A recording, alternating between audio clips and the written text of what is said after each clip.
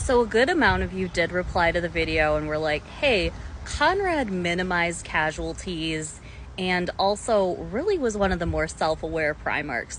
So you know what? He does have redeeming qualities. However, Erebus is probably the most hated character in all of Warhammer 40k, and let's get into that. So if you're not much of a Warhammer 40k lore aficionado, I guess two other characters from other IPs that I would use to describe Erebus. He reminds me a lot of Jafar from Aladdin, but also Ted Bundy. And Ted Bundy's not a character, he's a historical figure. So anyways, Erebus spent his childhood on the desert planet of Colchis, I don't know. Anyways, there were all sorts of scorpions all over the surface of the planet, and Erebus liked to grab the scorpions, pull their little legs off, and slowly torture and unalive them. He called this the Scorpion Game. Erebus had a different name growing up, and in his books, in his own words, he thinks that his former name, his old name, his dead name, if you were, is not important, and he does not share it with us. There was another little boy in the sort of priesthood of the planet that worshipped the dark gods, but in a way that was kind of watered down and subtle. And his parents were like, hey, you should be more like that kid Erebus. He's such a good boy. And Erebus literally strangled this kid, took his identity and replicated his face tattoos and was like, you wanted me to be more like Erebus?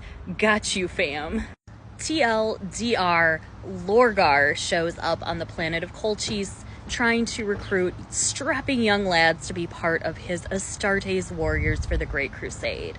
Lorgar is someone who's intensely focused on finding the truth no matter what, and there's definitely some weaknesses that Erebus picks up on right away and thinks he would be a perfect victim for the Scorpion Game. I think it goes without saying that Erebus in power armor is a lot scarier. He travels to the planet of Davin, resurrects a shrine to the dark gods called the Serpent's Lodge, and learns a lot of useful skills there, like psychic projection and warp jumping. He kind of Ghost of Christmas Future mind jumps into Horus's mind and says, hey man, here's what reality is going to look like in 10,000 years, and shows him the grimdark 40k future. Doesn't explain context though, which is why this works. And Horus is like, you know what, we should go over to Chaos, we should rebel against Dad. So he convinces Callus Typhon, who later becomes Typhus of the Death Guard.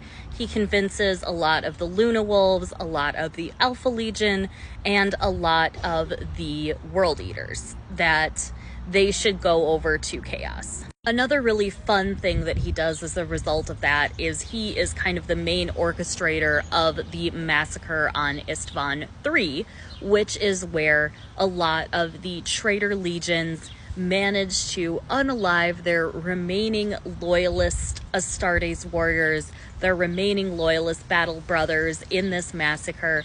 It's a very like execute Order 66 moment, and you know your boy Erebus is behind that one. Another fun little Erebus story is where Karn is just so sick of his shit, he beats him within an inch of his life in front of his other battle brothers, tells him to get up, and like a coward, Erebus just kind of teleports away because he says it in his own words. He's never wanted to work hard to achieve anything in his life, and he wants to have as much power with minimal effort.